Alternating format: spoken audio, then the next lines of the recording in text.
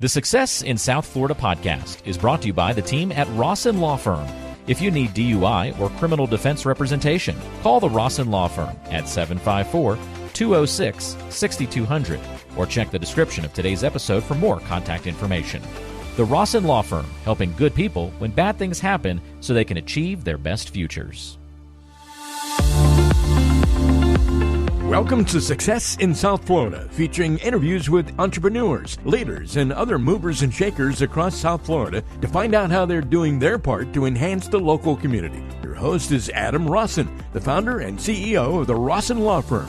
Adam's an award-winning attorney, former prosecutor, and a lifelong South Florida resident. He became an attorney because he believes in helping those in need and in crafting lifelong relationships in the community. This podcast is an extension of that mission. Let's get to today's interview. Here's Adam Rawson. All right, and welcome back to the Success in South Florida podcast. And on today's episode, I'm so excited to have Brett Trembly on. Brett is an attorney. He's the owner of the Trembly Law Firm, and he is also the co-founder of Get Staffed Up, which is a virtual assistant legal staffing company, placement company. And I've had the great fortune of knowing Brett for the last few years, and he's doing some amazing big things in South Florida. So Brett, how you doing? Welcome to the show. Adam, dude, I'm doing great. Thank you so much for having me, man. Congrats on your new podcast. Looking forward to chatting today. Oh yeah, thanks. You were definitely at the top of my short list for one of our first guests. So I'm so glad we can have you here. So Brett, I've only known you for about a few years now, and you're somebody who just doing amazing big things, somebody who I look up to. So talk to our people now about just kind of your journey, going to law school, becoming a lawyer, what you decided to do, and eventually how that led you to Get Staffed Up. Awesome. Sure. Well, feel free to interrupt me so I don't go on a 20-minute little diatribe here about my life. But I got to South Florida in 2005, went to University of Miami Law School, was really heavy on the trial team, had pretty good grades. I was like 0.1 away from graduating with honors. And I always make the joke that if you weighted GPA by amount of hours study, that I was clearly valedictorian because, I definitely came to law school because I really wanted to be a student for another 3 years. I kind of wasn't done with I wasn't ready for the real world, let's put it that way. But I've always had an entrepreneurial past, and I didn't know where those two things would come together. But I was heavily involved in the trial team, went to work for a small firm in South Miami right out of law school. 3 years in, I was just ready to do something else, frankly. So I started Trembly Law Firm and figured, I don't know, man. I used to say that us lawyers have always, been high achievers in school. And so we always have a sort of a high opinion of ourselves to be successful at something. Right. And then it seems like my confidence level was super high that I would be successful. It seems, however, that so many people suffer from imposter syndrome. So it's this weird dynamic where we got to be confident, but half of us, I think, are just confused about what we're doing anyway. Law school just doesn't get you ready for how to be a lawyer at all. And it certainly doesn't get you ready for how to run a business. And so I struggled for quite a few years trying to run Trembly Law Firm, did it by myself for 2.5 years, which was really miserable. And I finally got some good people around me, started reading the right books. And once I made the decision to start hiring to grow, it's really where everything took off for me. So now I got, Inc. 5000, multiple businesses, and life's good. Oh, that's amazing, Brett. Well, let's bring it back a little bit. You first said that you prior to law school, you had a bit of an entrepreneurial past. So what was that, and how old were you when that started? Yeah, so I shouldn't pretend like I had this experience running a business. I was the kid who I did the donut stands and lemonade stands.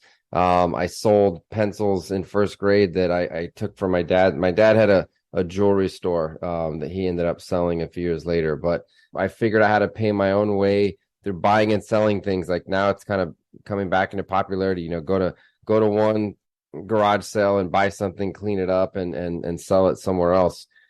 Fundraisers, right? Like I just would figure out how to make money. In college, I had a very small candy machine operation, not these huge vending machines, but these things that would pump out, each of them about, 30 to $50 per month in profit. And where I went to school, and back then that was decent money. And so, that was like, I always just did things. I just took action. I'm an activator, I guess, in one of the personality, sort of skill assessments.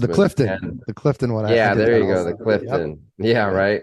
I was happy to see that I was more of an activator than I was competitor, but I was number 2. It was competitor. So I was number 1 competitor and number 3 activator. So There you go. Yeah. So very, very similar profiles, which is not surprising given how we've got similar things going on and we get along in those things.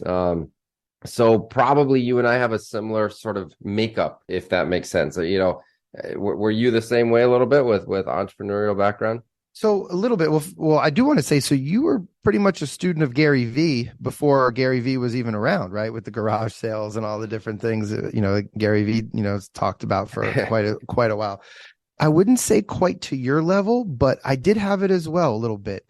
So I remember in maybe, it must have been 3rd or 4th grade, I was the one, I guess you can say I was GameStop before GameStop. I was the one selling my used Sega Genesis and Nintendo games to all my friends in school. Had a little price sheet, was haggling back and forth, and my parents helped me with that. So I distinctly remember that. I was never the kid who had a paper route or cut other people's lawns or anything like that, or did the garage sale stuff. But so I had it in me for a little bit. But then I think for me it kind of disappeared and then came back. So, you're definitely had it a little more than I did as a kid, which is amazing, and it's something you shouldn't discount. It's, I think, about the mindset rather than even just the execution. It's just kind of, at that age, it's just thinking about it of, hey, there's opportunities here. There's money to be made, or there's gold, right? What is it? One man's trash is another man's treasure. So, just thinking those and just thinking outside the box instead of always, worrying about multiplication and division and what school teaches you, of just saying, hey, what are some real life things? So, yeah, I mean, I think that's so valuable and so amazing. So you had that past, and then you go to law school. Now we both went. So I graduated Law in 2006. So your first year was my 3rd year there. My grades were not very good, regardless whether I studied a lot or studied a little. And I just, I wanted to be. And so you talk about imposter syndrome, and I think a lot of it actually starts in law school, because I went to law school, and prior to law school, the only time I ever had a poor grade was when I didn't put in the effort. And most of the time I'd have great grades even without putting in that much effort. And in law school, especially my first year, I thought I did put in the effort, and I didn't like my grades. I didn't get, good grades. And that was pretty disappointing to me, especially since I had a very good LSAT score, had a great GPA at the University of Florida, and realizing that, one of my professors, my legal research and writing professor, our very first, writing assignment, he said, hey guys, we had 12 kids in our class, and he goes, hey guys, great news and, good news and bad news. The good news is all of you are very smart, very brilliant, and y'all had great writing assignments. Okay. What's the bad news? Bad news is the curve is a C. So 94% is a C plus. You don't like it? Deal with it. This is law school, right? Yeah. And that's what my experience was. So I think that's kind of where I really started to see that, happen. Luckily for me, I was a trial lawyer and a prosecutor. It's things that I naturally excelled at and really was interested in. So I didn't really have so much of the imposter syndrome once I got a real job. But I definitely see where it happens for a lot of people. Yeah, law school, man, I haven't really talked about law school in a long time, but it's bringing back memories. I think that was the first time, like you, I couldn't coast my way to a pretty good grade. It's like I remember getting my first C. I had one C my first semester, and it was like, wow, I actually tried. And then here I am. Like, that's a weird, a weird feeling. But I didn't let that sort of mess with me, other than, okay, you know what? Maybe there's some people who do read and write a little bit better than me, but it never deterred me from knowing that, based on what I felt were people skills and social skills and hustle, that I was, I looked at law school as a competitive landscape, but not the legal field. Like I didn't think that I wasn't going to get a good job or I wasn't going to, X, Y, and Z. It was kind of like I was willing to bet on myself. And of course, when we came out though, I was 2008, and that's when everything crashed. And so there weren't a lot of jobs to go at anyway. So I guess that's a different rabbit hole. But the point being, Adam, that the mindset comes before action. So, you kind of alluded to this. Some people are like, just take the first step, take the first step. Well, that's true. And you can sort of learn and fail and then figure out as you're taking action. But you still got to kind of know, like, I prefer to just tell someone, get in the car and start driving. You'll figure out if you're in the right car later. You'll figure out where you're going later. But you still got to know a little bit how to drive. And so, like, the mindset behind, well, how do I get started? Why do I get started? That there is mindset work that needs to happen there for people that aren't just naturally inclined to just say, you know what, today's the day. Let's go. I'm going to start my new business or my new whatever. Right. Yeah, I think both go together. There's plenty of people that will just start running without a plan. Right. And that's never a great long-term solution. And there's plenty of people who just sit and wait and have that, paralysis by analysis and never do anything. And definitely want to talk about get staffed up. But imagine if you spent, 5 years researching until it was perfect, right? You probably wouldn't have the company. Right. Remember, I always think back to the very first iPhone. The very first iPhone was a terrible product. It didn't even have copy and paste functionality on it, but it was groundbreaking and revolutionary. And they just made it better as an iterative process. They made it better every single time. The App Store wasn't there until the second version. So, imagine if they waited a year or two more until it was perfect for the time. So, Brett, let's talk about what you said. Your firm didn't really take off until you started hiring people and growing, and talk about that process and then how that process led you to get staffed up. Yeah, well, I had to learn about myself later. I was terrified of failure, and being afraid of failure comes with your ego. And it's like, well, but then other people are going to say that I failed and I'm going to be embarrassed. That's what a lot of people are afraid of, to put themselves out there. It's not true that somebody who's shy has less of an ego than someone who's loud. And I actually don't think I'm necessarily either, but I'm just making the point. Sometimes a shy person doesn't talk because they're so worried about what other people are going to say about them, right? So a lot of what we all have in our heads is this idea that if we put ourselves out there and we quote unquote fail, and I'm doing the the quotations here, the air quotes, because I don't see most of what other people probably see as failure as a failure. You're just learning, right? You're just figuring it out. But I at the time, I was in my early 30s. And starting your own firm is a big step, but it's not that hard. You just make up your last name and law firm, and then you've started your firm, and everybody congratulates you, right? It's not wanting that firm to fail so that other people say, "Ooh, look at this guy or girl. They tried and they failed." That keeps people from taking risk, even though they've started their own business, right? It's a very low risk business to start. There's not really any overhead. Because if once you put yourself out there, if you sign that lease, you put up the website and you start hiring people, and then you got to reverse track as you run out of money, then that's a terrifying feeling. It's like, oh my gosh, like this is a lot of years of mindset work and reading the right books, I think. But I was afraid of that failure. And so I finally had somebody get through to me because I joined some programs and I paid for some coaching. And thankfully I found the right people, because there's a lot of people out there who they have the smallest amount of success, and now they're the new guru, right? Who's ready to teach. We see a ton of that now. Oh yeah, it's all over the place. And so, like I had to just finally, somebody got through to me. He's like, you have to hire someone else. You're doing all this stuff on your own. And now this is what I teach. And now it's so easy. But every time I say this out loud, I feel myself getting a little bit fired up deep down in my gut, because I'm projecting at my old self, which is like, dude, like, this is simple math. You're doing all the tasks that at the time, a $8 to $10 an hour person should be doing, and you're getting in your own way. And that's why you're stuck. I was so stuck, and I couldn't surpass a certain amount of revenue at my firm. And then when you do the same thing over and over and just think you'll just kind of get better and make more money, it doesn't make any sense, right? You're on the hamster wheel. You're working hard, but you're going nowhere. And it's because you're doing things preventing you from bringing in, like you're saying, you need to say no, and you need to say no to things that don't protect your time and that don't serve you. That's the story behind hiring. You hire people not to, some people say delegation's a dirty word. You're giving people a job. They're accepting what you're offering them. There's nothing wrong with that.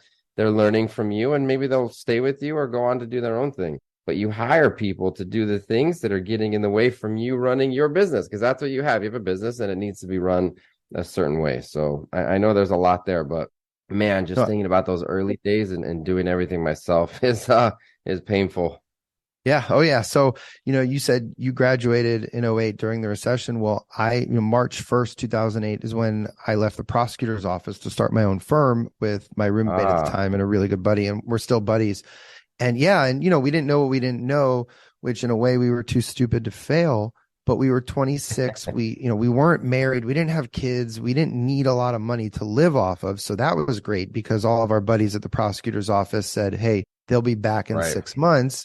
They had bets on when we were coming back, or crawling back. And that never happened. But really from '08 into 15, we hit one level and never really grew after that.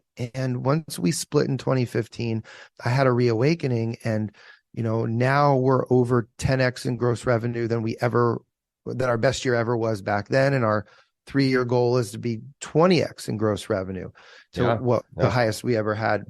And I learned a lot about fear. I was probably listening to a podcast and I was told that, fear is false events appearing real. And that ever since I heard that, maybe around 2015, that just stuck with me because it's about calculated risks.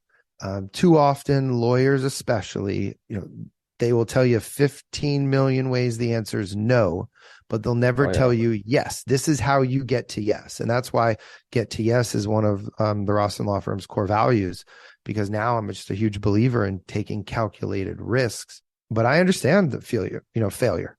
It's scary for people, especially for attorneys, for people who are used to succeeding, right? In almost everything that they do. So it's tough, but that's helped me as well. So the coaches have helped you. That's fantastic. And I think this is, your story is just some great learning lessons that people can take from when, they're on the cusp of failure or a big decision. Do you make that big leap or do you not, and why? Yeah. I really like that core value, Adam. Get to yes. When in terms of speaking about protecting your time, I would tell people get to know. Right.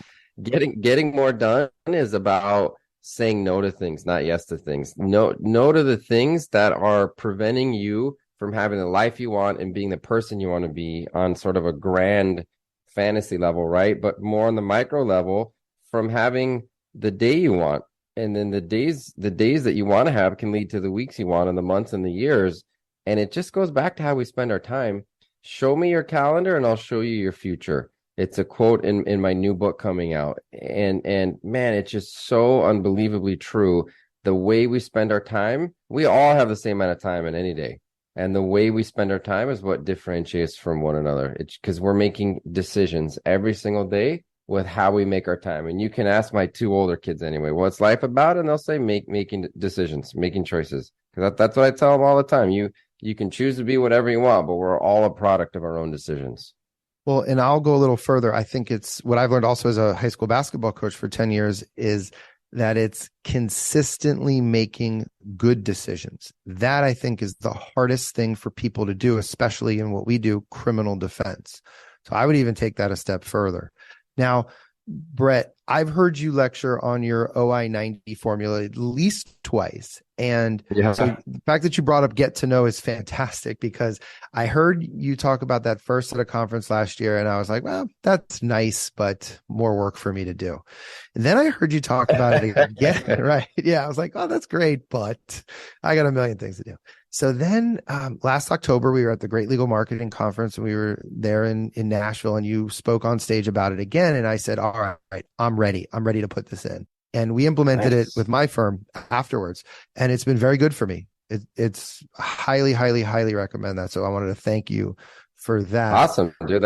That's cool to hear. That's awesome. And I know we have limited time on the podcast today, but I want to talk about this book because that's something I don't know about. So tell our listeners about this great book and, what's it about and when's it coming out? Yeah, man. Well, we originally had launch scheduled for March 30th, so I don't know when this is going to air, but for us, recording this, it's a few weeks away. Probably going to push that back by a week or two, not too far. The book is called 24 Months to Freedom, and I'm making the argument. It's not just for solo and small, law firm attorneys, because there's a lot of people that have hired a few, maybe they're like a paralegal or they have some staff, but they just can't really figure out how to take the next step. I mentioned coaching and there's different programs and lots of ways people can spend money, but it all comes back to one thing. When you break down any program, right? You have to fire yourself from different roles and then continue to staff those roles as you, the owner of the firm, keep focusing on the highest and best use of your time. Like that's the basis for any story of growth. It's not, well, you know what? I woke up one day and I realized I need to work 20 hours instead of 8. So I just slept 4 hours and then I worked for that. You never hear that. That's not the success story.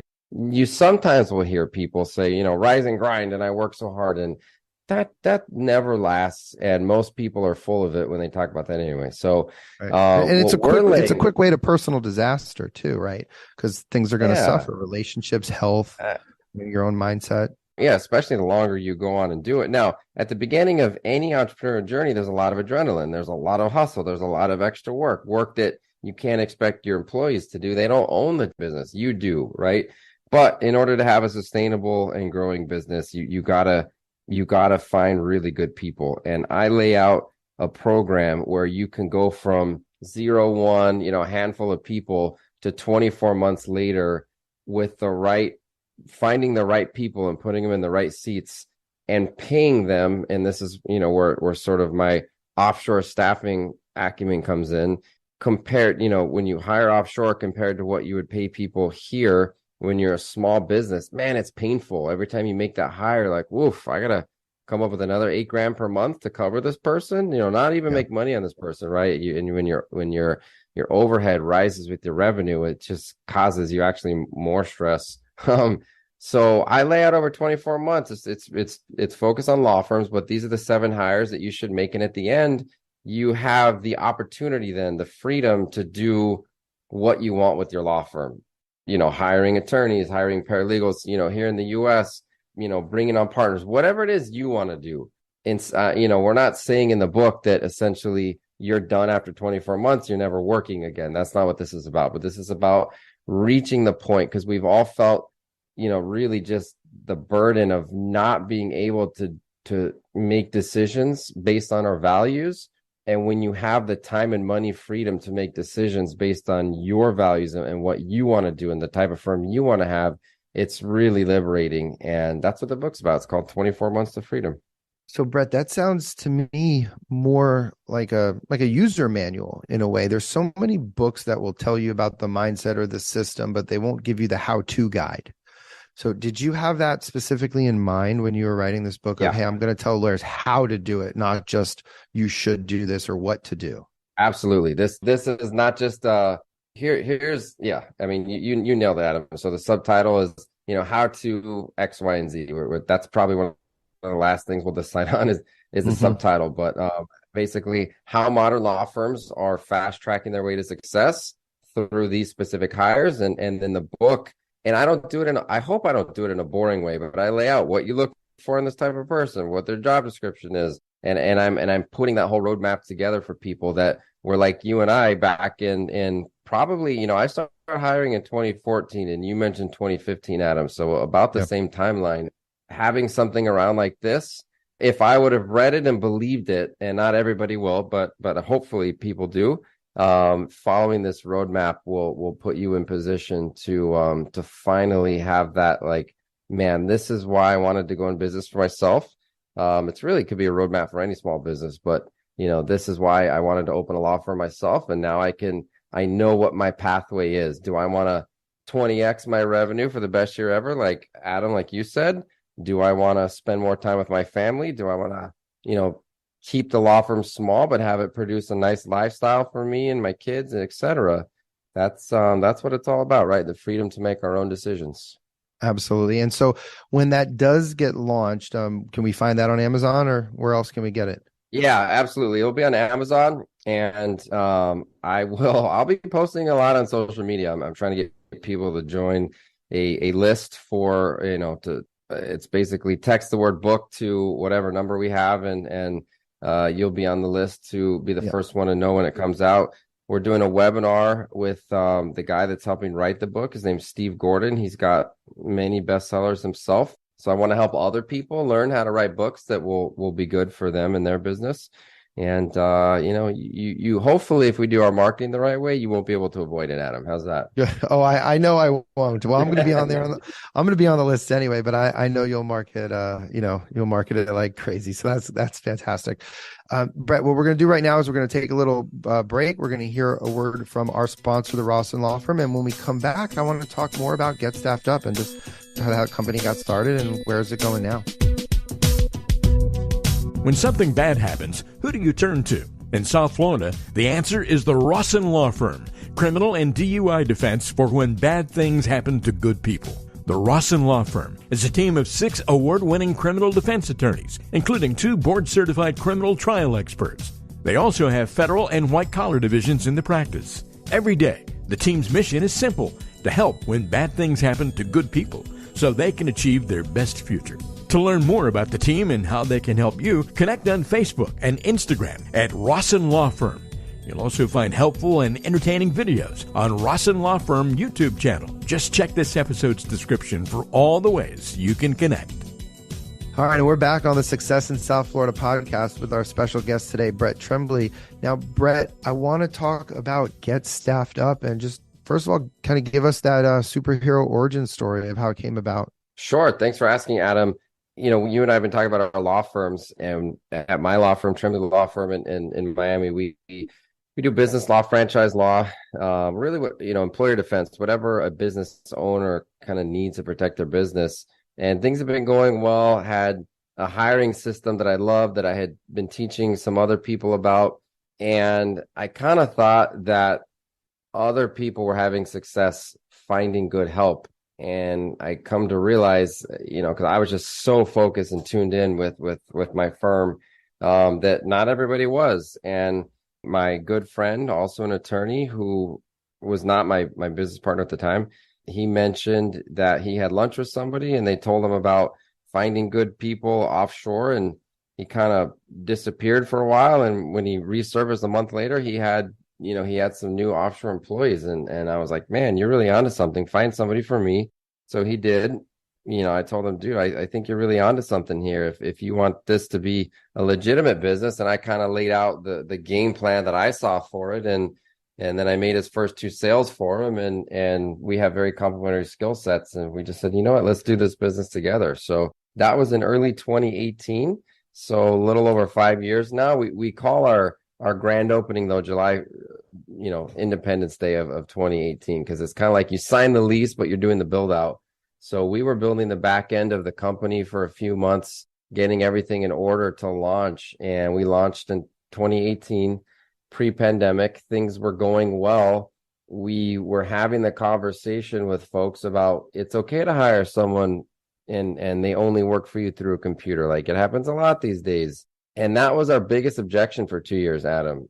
And then the pandemic hits in March 2020, and suddenly our biggest objection went right out the window, and things have just been gangbusters ever since. So here you are, and you had to do a lot more sales in the beginning, right? Of convincing people to make that decision.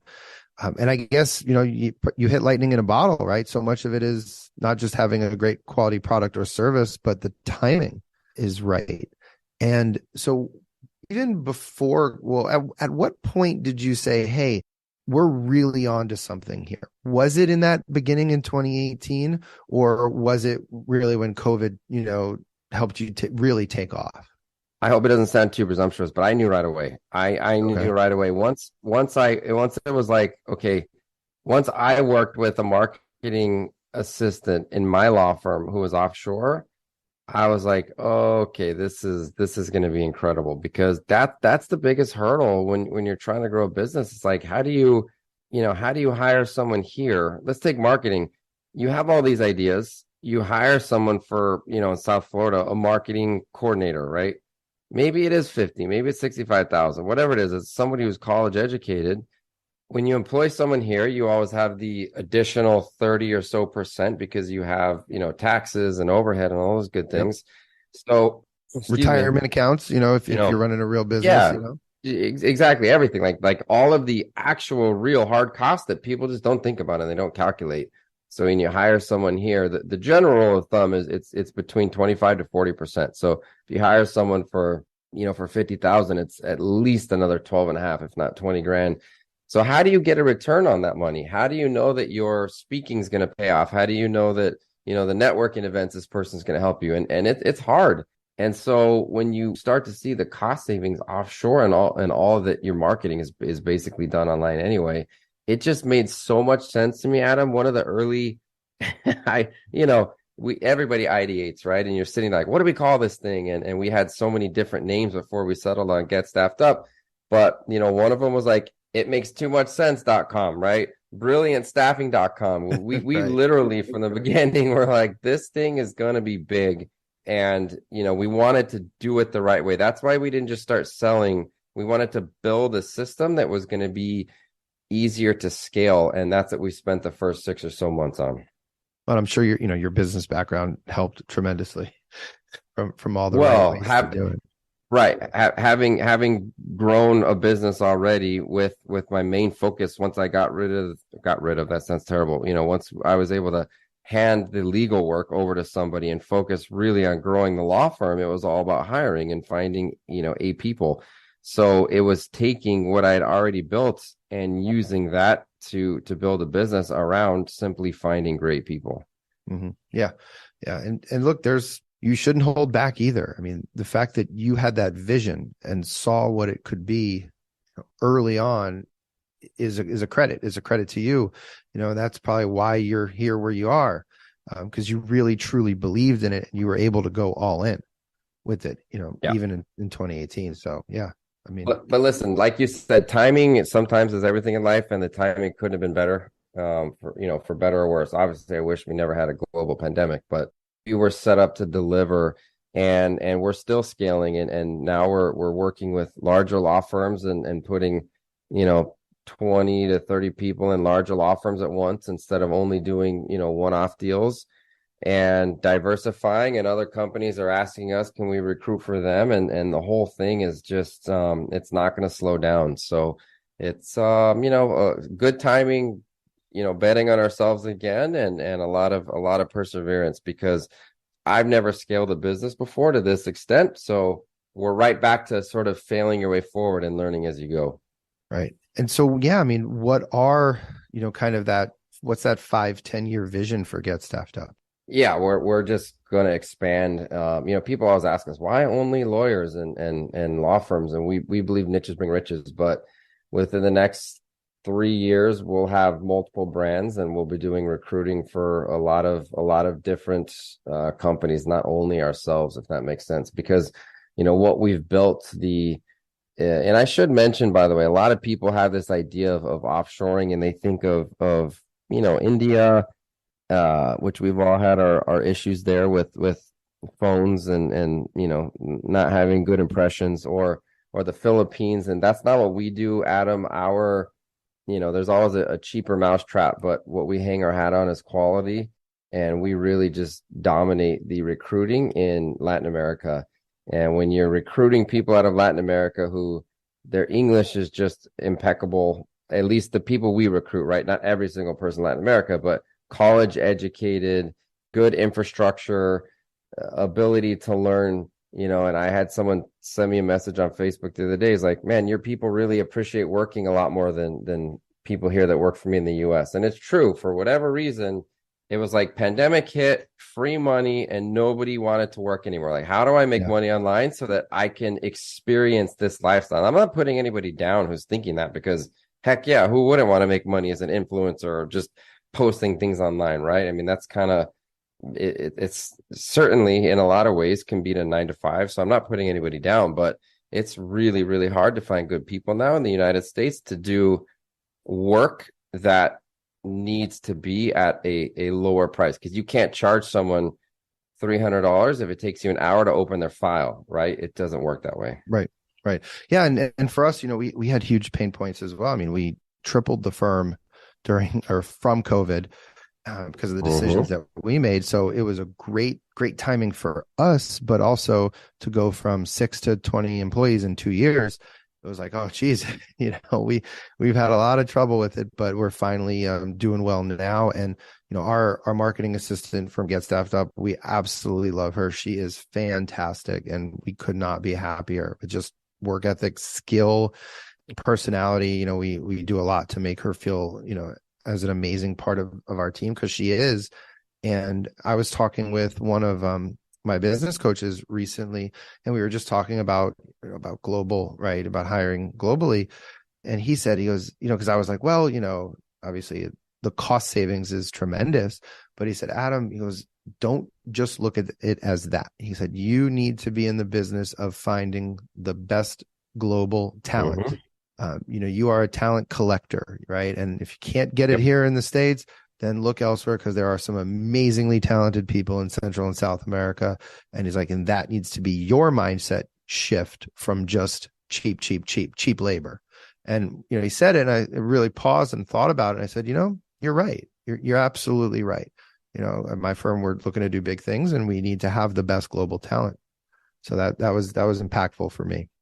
Yeah, absolutely. I mean, that's probably the one thing we run into. It's like, I get what you guys are saying, but now I'm going to go try to do it myself. It's like, all right, well, there have been some people who have done well that way, but it's like anything else, like you're a lawyer, you meet someone and they're buying what you're selling, and they're like, but I'm still going to go look for a cheaper attorney, right? Like, I'm still going to go think about the dollars and not the time savings or the quality. And I think that's where people get into the offer. Like, I could find a VA out of Bangladesh for $4 an hour. Like, geez, right. like Right. what quality are those hours going to be?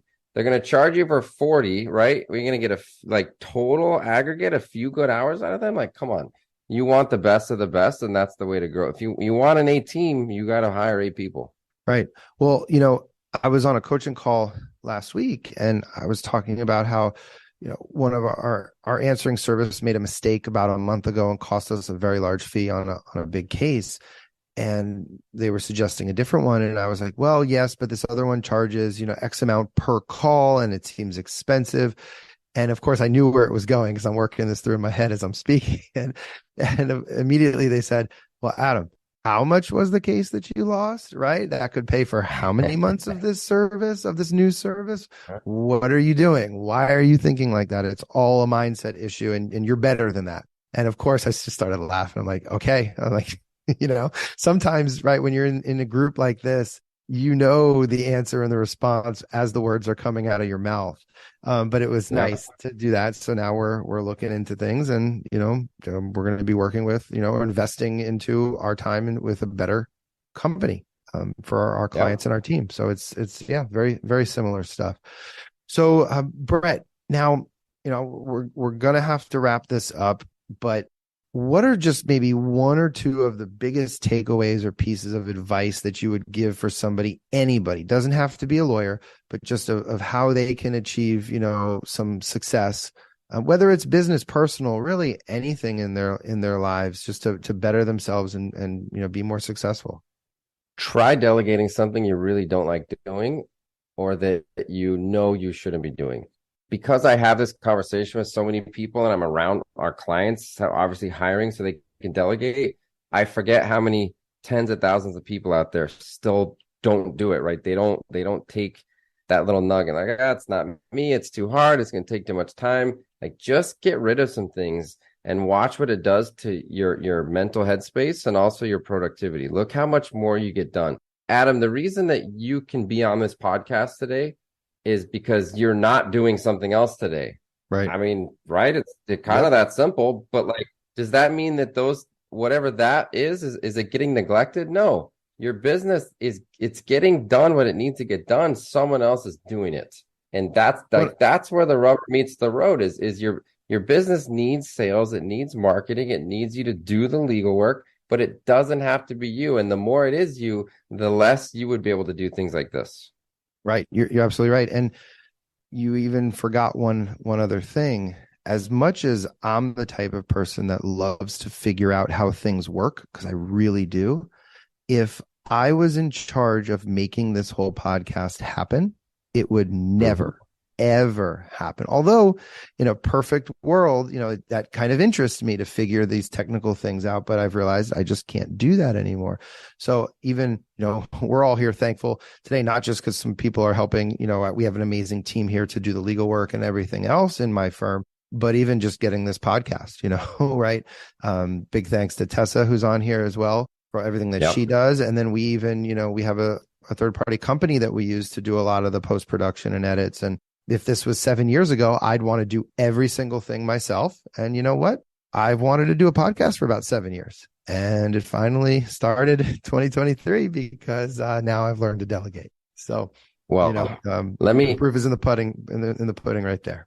Yeah, and let me make a comment. And I promise you, I would say this regardless of who you were and where you are and all those things, because I've been on so many podcasts over the past 3 years, and I'll ask the person, well, who's cutting this up for you? Who's editing it? Who's putting it on? And and then I get the old song and dance where they don't want to answer me directly, because I've just talked about delegating, and they're like, I guess I should probably hire someone. It's like, I don't think the best time to start a podcast is when it's just like you don't have time to do anything else, right? And that goes back to what we were saying. Like, yeah, it's about just doing it, taking action, but like you also want to have calculated action, right? You want to build towards this moment where you can comfortably sit down, have a podcast ready, because you showed up, you're going to record this, and then you're done with it.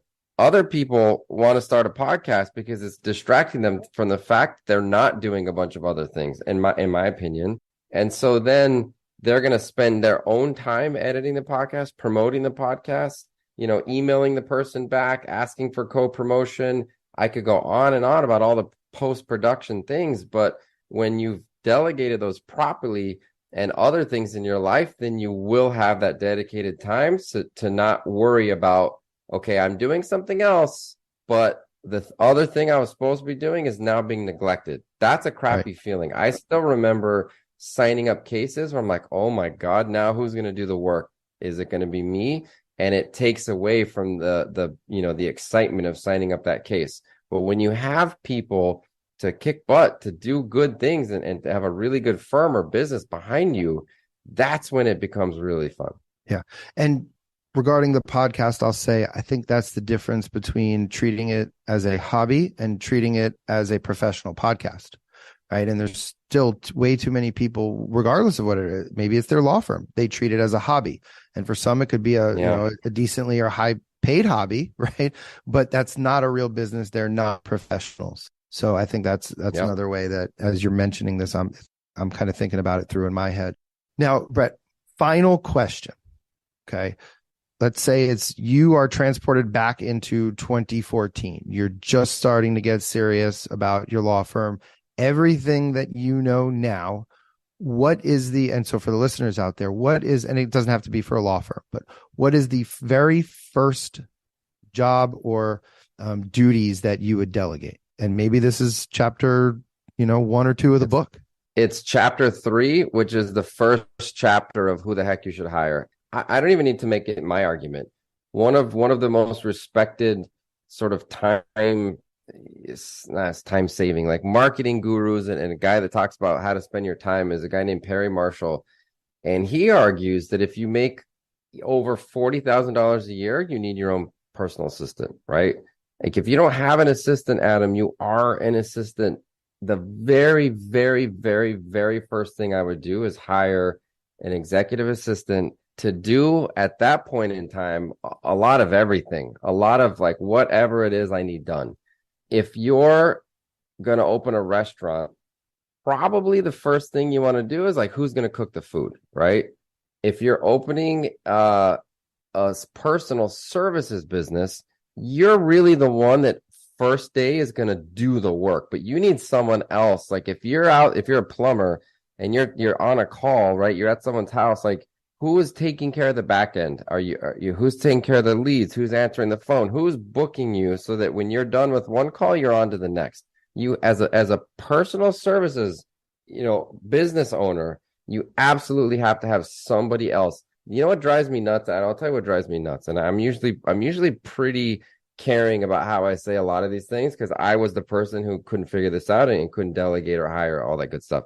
Give it to us for some reason. What's that? That give it to us raw and unscripted. Yeah. The criminal defense attorney who, and this happens so often with them. I'm like, hey, have you ever like, it's going to sound like I was trying to sell them, but just like a conversation with a friend, like, who answers your phones? Oh my God, you would act like a freaking, I insulted their mother. Like, oh, well, no, it's got to be me. My clients have to, for me. And you just get all these reasons and you can feel their energy change and just like these excuses. And I'm like, well, if you're in court, who the heck's answering your phone? Like nobody respects the all day attorney. long. Yeah, they should be like nobody respects the lawyer who answers his own phone. It means you're not busy. You don't have business. You need your phones answered. You don't need to be the one answering the phone. And, as somebody with a criminal defense law firm, Adam, that's good for you, right? The people trying to get those cases, I know we're trying to help them, but if they can't get out of their own way, it only helps you. I mean, do you guys have a problem signing up new cases because you don't answer the phone? No, not at all. Not. And the proof's in the pudding. All those objections are absolutely false. And luckily for us and my firm, I mean, we can talk for 2 hours about why we've been able to grow the way that we have, but a lot of it is just because of that fixed and limited mindset that criminal defense attorneys have. So very good for us, very bad for them. But exactly, Right, so their criminal defense lawyers, by and large, are not the savviest of attorneys as far as running a business. Some of them are fantastic trial lawyers, but you can't. You're just stifling your growth and your ability to help more people without it. So that maybe we'll bring you back on for part 2 and we'll talk about that. So executive assistant. It's funny you say that because I still don't have one, and I've been talking about it for a year. And at our last, and at our last, our most recent annual meeting that we had with our leadership team, we've committed to getting a virtual executive assistant for to share among our leadership team. And I believe we should be contacting you guys soon about setting that up. So that's been on our mind for the last few weeks, because that's kind of, for me, the big missing piece. Absolutely. Yeah. Everyone on our leadership team, it didn't happen overnight. We didn't all do this day one, but everyone on our leadership team has their own personal assistant, and it's a game changer. And I don't only mean like, laundry, those kind of things, because obviously we're talking offshore. I mean, like scheduling your email, all of the things that get in the way. So good for you, man. And listen, on that note, what I want to do is to your probably at this point millions of listeners already on the Success Podcast. Hundreds and hundreds. There you go. Is we create a little landing page, getstaffedup.com/success podcast, and there's a little discount for anybody, just to give you another little nudge if you're on the fence. I mean, take that action. Brett, that's amazing. Thank you so much for that. We'll definitely be promoting that and letting all of our listeners know. They are growing by the day and by the week. So, we're very happy about that. And and you're always so generous and showing another great example of how you are also a master marketer. So there's always nuggets that you can learn from just even, listening to people and hearing them and saying, he's doing this. Why? Okay, I could do that too. So fantastic. So there's a subtle marketing hint. Love it. Absolutely love it. That's the exact right attitude, Adam. I'll tell you, I've never seen a good marketing idea I didn't want to borrow. Yep. Agree. So, Brett, thanks so much. This was fantastic. Some great information. Our listeners are going to be, very excited to hear about this. And hopefully, at some point in the future, we can bring you back on and see how the book's doing, and maybe talk about just criminal defense lawyers in general. Anytime, Adam. I'm happy to be on. Thanks for having me. Of course.